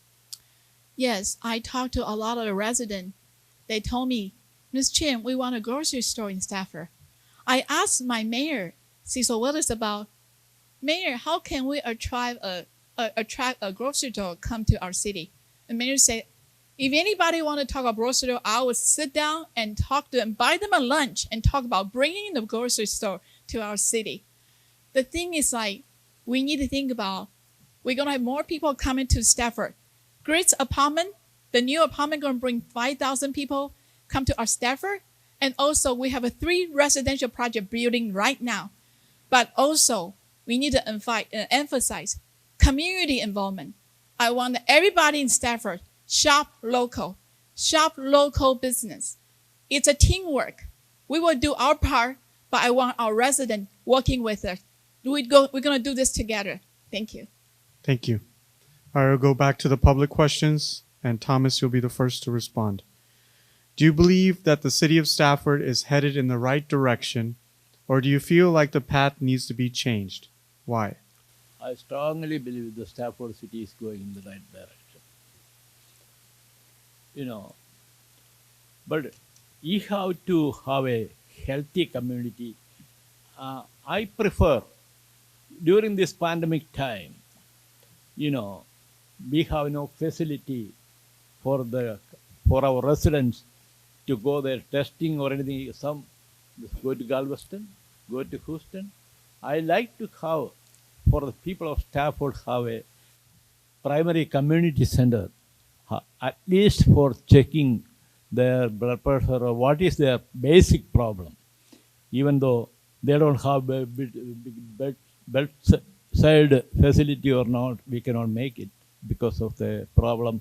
Stafford is a small city, but at least you have a primary facility for the people of Stafford. Thank you. Thank you. Alice? Can you repeat the question one more time? Yes. Do you believe the city of Stafford is headed in the right direction, or do you think the path needs to be changed? Definitely, we're in the right position. We just got a new mayor. Mayor Cecil Will is working so hard every day to, to move this city forward to the future. And also, I would say there's not a big asset in Stafford. It's people, our residents in our city. We are a small city. We know each other. We're like a family. So Stafford resident work with city, with the school trustee. We're gonna have new school coming. It's so exciting. There's so many good news. Grades, and also Stafford Center, HEC, everything we work together. We're gonna have a good direction, and Stafford gonna be shining city. Thank you. Thank you. Wen? Yes. I've been here long enough to understand the dynamics of this city all the way back to the 90s. And the dynamics of this city is continuing to evolve. You can't sit on your 10-year past plan. You have to create a 10, 15, and a 20-year progressive plan for the future. And then you have to deal with the economy. We had that pandemic, we had a recession, we had all that fall around our ears, and we fell short. And if you are not prepared for the future, it's going to get even worse. You have to improvise. You have to be ready. With all that said, you cannot sit on a simple plan anymore. It's not like going to the same job anymore. You have to provide services and income. Thank you. All right. Next question from the public, and Alice, we'll start with you as a first response. Do you feel there is waste in the budget? If so, please cite specific areas where you would reduce funding. I think all the city council members, they call me number person. What I mean by number person? I watch budget very closely because I actually working with city council and mayor pro tem after mayor passed. I know a lot of numbers. So we don't have any wasting right now. We have the control the expenditure. We only spend on needs, needed, not want. So this is the reason we can control, have a balanced budget, and also make sure we have money to do more for the city. So I believe this is a way we're going to control expenditure, bring more revenue to our general fund, and the future is really, really positive. Thank you. Thank you. Wen? Yes, over the years, I've seen 20 budgets. This is the most precarious position that I've ever been in my political career. We're facing uncharted waters. We have to figure how we're going to balance the budget for the next fiscal year. And it's going to be a precarious position that we're going to be in. It's going to be very difficult. I don't think we have any waste because we had to improvise to get the budget to begin with. We just have to be diligent on how we spend and stay within the parameters of the budget that we adopted without having any more problems as far as monetary erosion. We've got to figure more money to have to come in to make the budget for next year balance and stay in course. Thank you. Thomas? Sorry, can you repeat one more time? Yes. Do you feel there is waste in the city budget? I don't think so. There's waste in the budget, but I don't want to reduce anything. If the city is growing, if population is growing, business is growing, we should have more people, more employees, more street workers. You want to clean the street, you have more employees. If you want to cut the grass of the city property, school property, park property, you need more employees. I don't think so. We can reduce the budget anymore. We should be our budget will be growing and growing every year. If we are moving forward, our budget will be moving forward too. Thank you. Thank you. All right, let's go back to our press. First person to respond to this question will be Wen. Stefan, you want to start?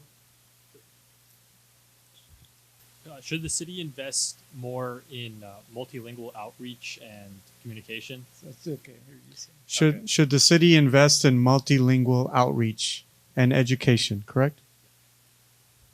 Well, that is a question that right at this moment I would say concentrate on what we need to concentrate in. And that's keeping our employees without any layoffs, concentrate on public safety, and let's wait to see what we have down the future as far as money that we can invest on education or anything else. I'm trying to hold the course. I'm trying to hold this position to do the best to keep our services at where they're at. We don't have any wiggle room. We don't have any wiggle room. Thank you. Thomas? I don't believe any multilingual language spend money, a lot of money for that, because America is a country of immigrants.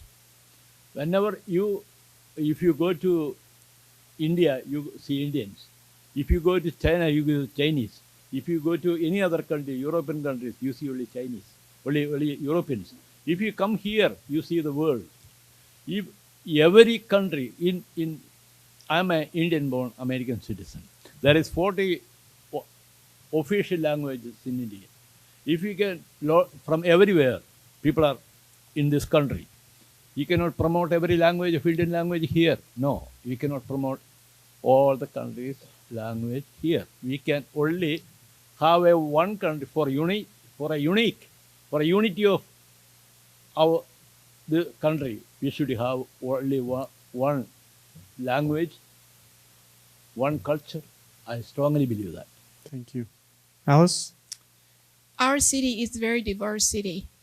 And I just want to share with you, we embrace diversity. Just 2 weeks ago, we go through our HR policy. We're going to give police officer extra money, $50 a month, if they can speak bilingual, meaning they can speak another language to serve our citizens, because there are different culture in this community. We need to take care of everyone in this community. So I totally believe we need to think about diversity and have different languages serve our residents. And that's our job, to provide the city, part of the city service to our residents. Thank you. Thank you. Go back to the press. The first to respond to this question will be Thomas Seshadri. If elected to the city council, will you approve more apartments and more religious facilities in Stafford if there is a demand for it? Of course, sure, approve. Because we need income we are deficient in our budget. The apartment, they bring a lot of, quality apartments. I surely welcome for quality apartment, not in better places. And they can bring more income, then more revenue. That is good for the city. I strongly believe that. Thank you. Thank you. Alice? Yes, apartment is going to bring more people, especially young family. But we're going to make sure it's a good quality apartment. And also we're going to make sure that location is under the right zoning for the apartment complex come to our city. For instance, on the grids, we have a beautiful apartment right now, and it's going to attract 5,000 residents come to our Stafford. Thank you. Thank you. Wen? Well, I have a completely different outlook on this. We have a large complex that came into the grid. We have to live within parameters of that. Bringing in apartments does not guarantee you're going to bring families, but maybe single people that don't have families. They will put more pressure on our police. They'll put more pressure on our services. So I have my doubts that would be the answer. But at least I know that if with the conditions we're in, I will not cut back on our public safety. Police and fire is up the most. I ran 20 years ago on that process. We didn't even have an ambulance in Stafford. With that said, I went to every meeting that the county had, and we finally got a ambulance in downtown Stafford because they were coming from Needville and everywhere else. That's working. Thank you. All right, let's go back to questions from the public. And the first person to respond to this one will be Alice. After the recent snowstorm, what could have been done to be more prepared? This is something I will share with you. This ice storm, this winter storm is what, more than 100 years? It's never happened in Stafford. But you know, our leader, our mayor, on the Stafford TV every day, talking about to the citizen about what is an update situation. We also provide, working with other officer, public officer, bringing food, water, and also supply to help our resident. This is something, it's like I can see our city, our community, when we under this terrible situation, neighbor helping neighbor, community helping community, you see so many great stories. And this actually bring out the spirit of Stafford because we all care about each other. Thank you. Thank you. When? Well, that was a 125-year freeze. I wasn't around yet. But we had a condition here that was historical. We did the best we could. The police and the fire were diligent in taking care of the citizens. Our public works did their job. It eroded our overtime. It went from 50,000 to 15,000. Those are numbers. Those are the first numbers I saw. So we have to be very careful on how we budget and bring more revenue to keep our public safety in par. Thank you. Thomas? United States is the only country in the world when there is any disaster, any other problem like earthquake, they are showing their hands to the anywhere in the world, either friend or enemy. If yes, sir, what do you want? You want any help? That is the only country in the world. In this pandemic, in this weather, winter time, we have a lot of problem. Every house there is no plumbing, there is no water. Every house. We are supporting each other. We want this a very good school facility here. We should have more technical people. How many hours we wait for a plumber? How much money we pay for it? For a plumber, most of the houses paid more than $600. They wait for 3 hours or 4 hours. We want more technically educated people from the school board, from the school. Thank you. Thank you. All right. Next question from the public. Wen, we'll start with you. With over 43% of the Stafford residents being over 60 years of age, what specific plans do you have to engage this age bracket of residents? I'm not going to tell you the story. There's no way to approach it. We have to look at the way the dynamics of the city and the neighborhoods are. A lot of these people are on fixed incomes. That's why they can't move out of Stafford, because of the way they live, and they can't buy a house outside of Stafford and the same quality of life. So they stay here till God calls them. Now we've lost a lot of citizens, and they went on to other cities that had property tax that were able to do that. But there's still a large population, and one of the largest population is rental properties. We have 60% rental properties in most of our neighborhoods. We have a transit group of people that bring in transit people that are here a year or two, and that also affects the school. Thank you. Thomas? You know, there is two, three ways I can explain that question. One is the elderly people. They are living with a low income. They have support, medical, and the shortage of income, so they have to be property tax, zero property tax, and any other support. Then the young generation, they are the foundation of, they are the builders, building foundation for the next generation, for next. We have to build them. We have to build the minds for the benefit of the community. We have to educate them.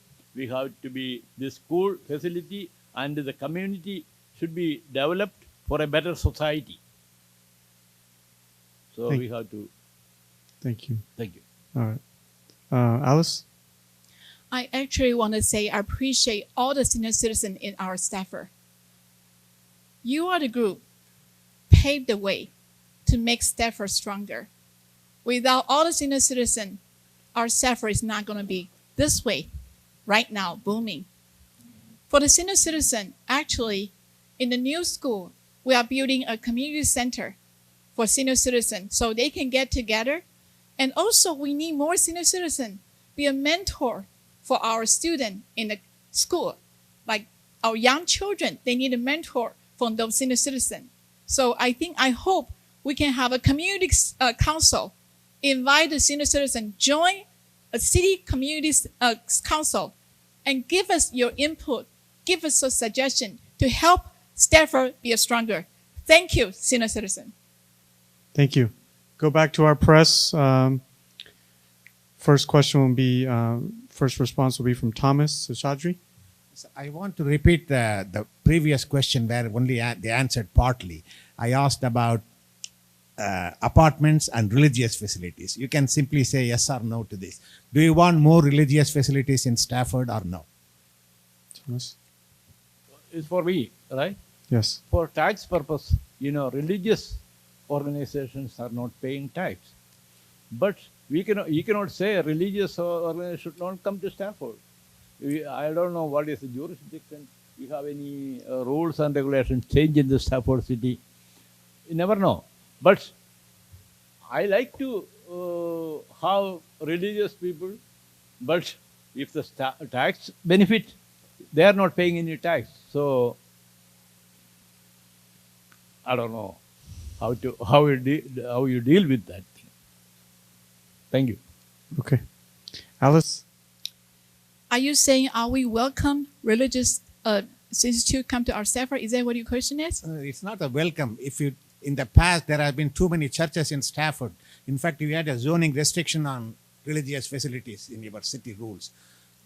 In that context, I am asking whether will you relax your zoning rules and bring more religious facilities? That was the question. Thank you for the question. Do you know how many religious institutions in Stafford? The number is 52. We have a 52 in our 7 square mile. I'm very happy because it's Holy Land, right? We have different church or temple or mosque here. But I think on the new zoning, we're going to discuss this to see what is the betterment for our city. So we're going to have this comprehensive planning and zoning meeting on May, and that will be the good topic we can talk about it. Thank you. Thank you. Wen? Thank you. As most of the people that know me, I have a sense of humor.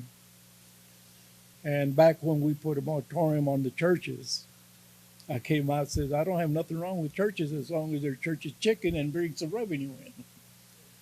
With that said, we have enough churches. And to be specific, these churches are bringing in people from outside of our city, which is fine because they do spend money here. But at the end of the day, we have to be very constantly looking at the productivity of every piece of dirt that this Stafford has. So with that said, I think 50 is, it's gone down because it used to be 72. And Mayor Scarcella used to say, if you're looking for Jesus in Stafford and you don't find him, you're not looking. With that said, I think we've churched out. I think we have ample religious and diversified religions. With that said, we have every religion in the spectrum. Thank you. All right, back to our press. This one, first response is going to be from Alice. Stefan? Yes. So, in terms of some of the economic revitalization and development that was touched on earlier in the 1092 corridor and 90 corridor in the island, what specific examples can you provide about what you would like to see go in there, like mixed use, or can you give me a specific example of the type of business development that you're trying to bring to those areas? Thank you for the question. You know, we really have, you see a lot of things happen in our city, Grace, right? And also Murphy Road, you see all the construction right now. You want me to tell you how we're going to bring more business to our city? Is that what your question is? What types of businesses specifically? Okay. We want to bring something different.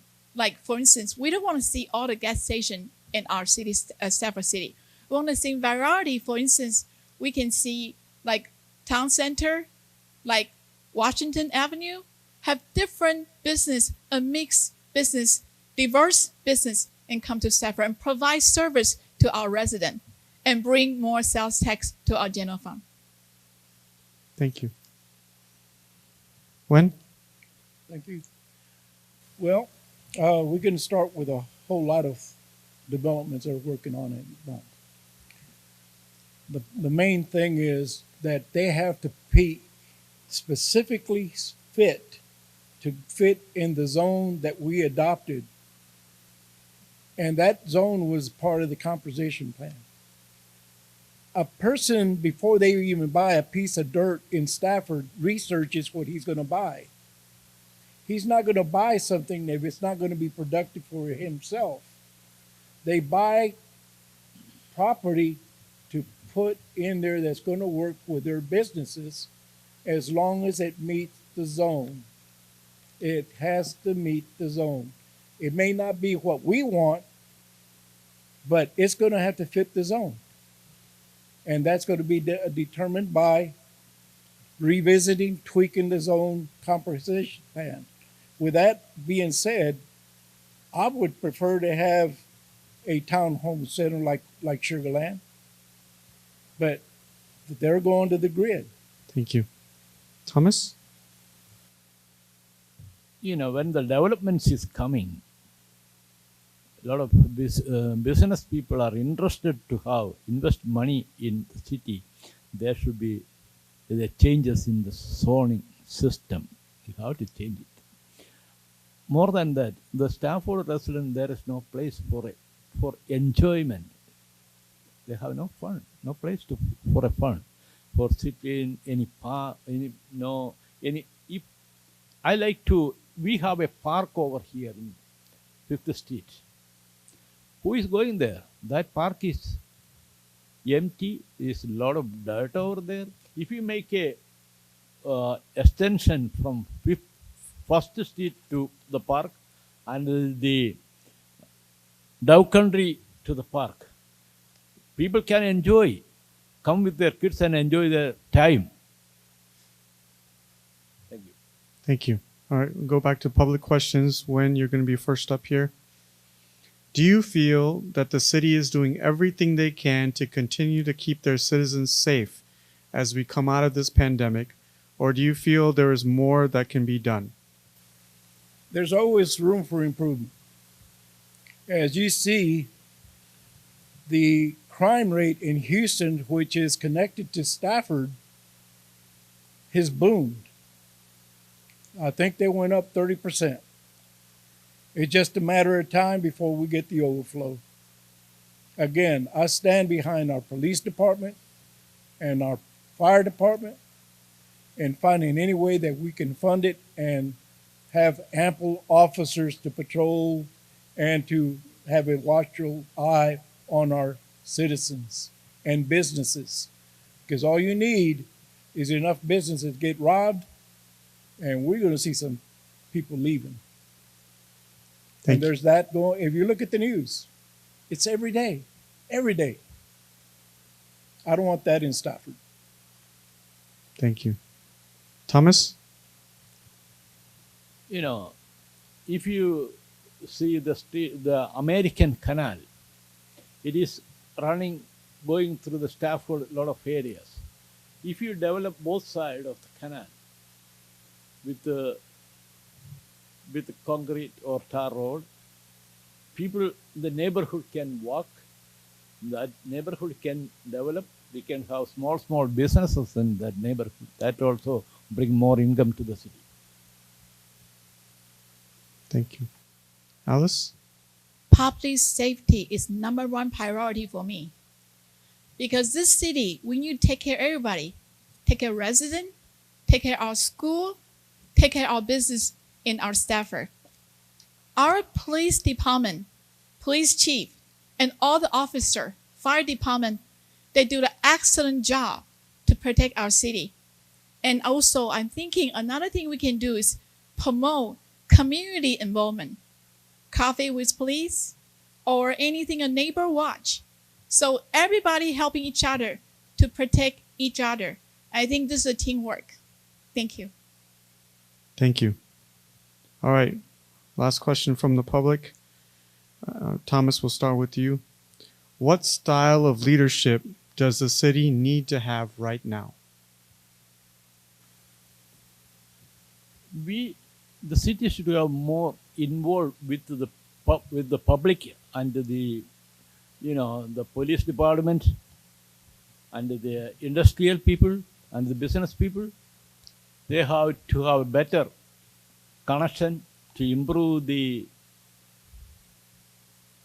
neighborhood watch and city control, and everything is very important for the business promotion. Thank you. Alice? I think our leadership, we got a new mayor December after Mayor Scott Sella passed away. I also want to report to you, we have a good team of city council. We are working so hard every day to try to move forward this city, find new way to manage the budget problem, and find new way to attract more business come to our school, and find new way to work with our city. We have a good school coming. We have a good, a business coming.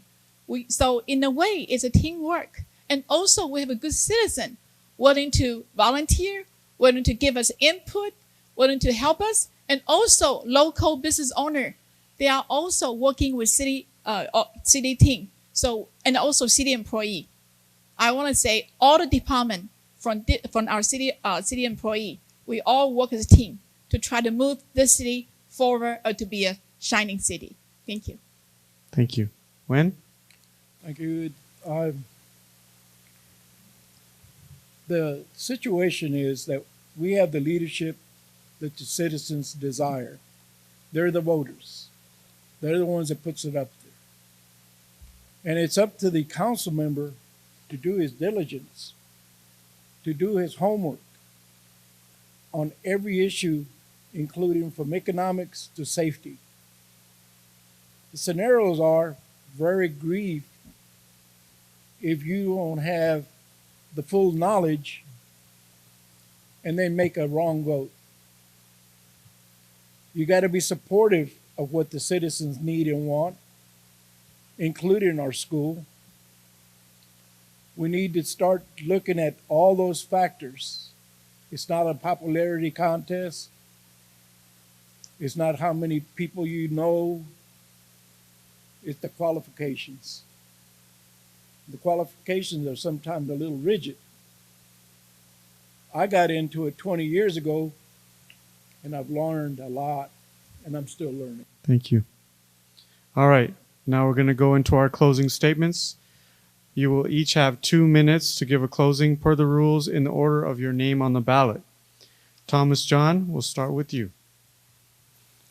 Hello, now I am talking to the people of Stafford. my great passion is to work with the people. As I mentioned, I am with the people.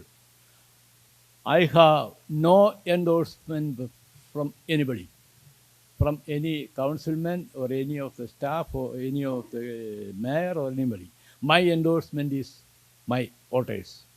I am dedicated my time. I have time.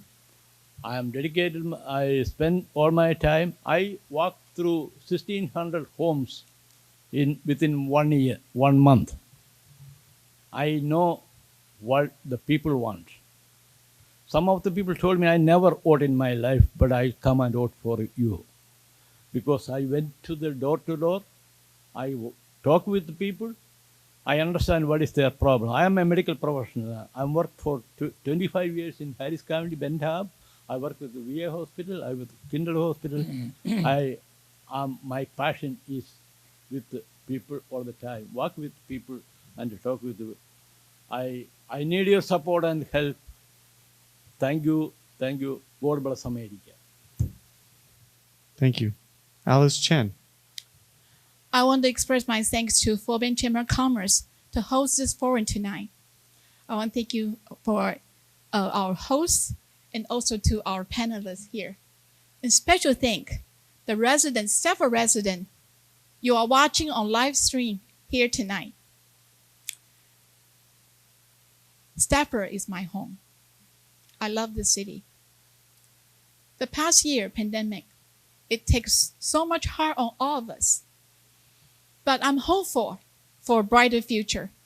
With my 30 years community service and also a strong work ethics, I will continue to fight to maintain zero property tax. I will continue to promote our city economic growth with retail development and healthy fiscal policies. I want to advocate for policy for public service to improve the quality of life of our citizens, including mobility and drainage issue. I want to support the SMST, expanding opportunity for our students to reach their full potential. Please support Alice Chen re-election as your city council and continue our work together. A united Stafford is staffed stronger together. I'm experienced and proved leader. I'm number 1 on the ballot, but I'm the number 2 on the ballot, but I'm number 1 for Stafford. I want to ask all my brothers, sisters, all the Stafford residents, please vote. Keep Alice Chen as your Stafford City Council. Remember, together, we'll make Stafford strong, and we're going to make Stafford shine. Early voting starts next Monday, April 19 to 27, May 1st, election day. See you at the poll. Thank you. Thank you so much. Thank you. And last but not least, running for position 2, Wayne Guerra. Well, I'm in position 2, but I hope I'm number 1 in your heart. I was going to put a chair here and argue with it, but I've opted on that, and I was going to bring some credentials that I could roll out as endorsements, but the list would probably hit the front door. I've been in politics since the 1976 in this Fort Bend County, and all the way to 1969 in Harris County. With all that said, I was encouraged to run again, and I was a little bit apprehensive, but I felt compelled to run again.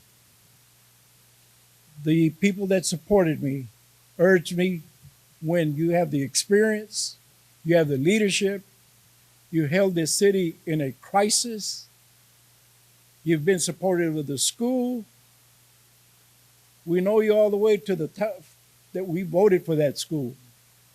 And I can safely say that I was at least the top 10 or 15 person that first created this school. I had 2 children that went from pre-K through graduation, Melissa and Michael. One was a special needs child, and the other one was just smart. She went on to the University of Houston, came out with a grade point average that was out of this sight, and I attribute that to our school. The diligence of the teachers that worked on us.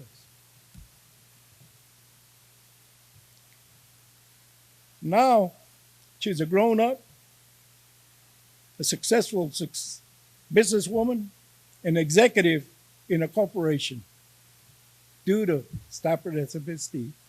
Thank you. Thank you, Juan. And thank you to all of our Stafford City Council candidates for being with us this evening. This concludes our Stafford Candidates Forum for Stafford MSD, School Board of Trustees, and Stafford City Council. Let me again remind you of some important dates. Early voting next week starts April 19th to the 27th, and Election Day is May 1st. For more information on voting, you can visit FortBendChamberVotes.com. Thank you for tuning in and joining us this evening, and please be sure to vote early. Thank you.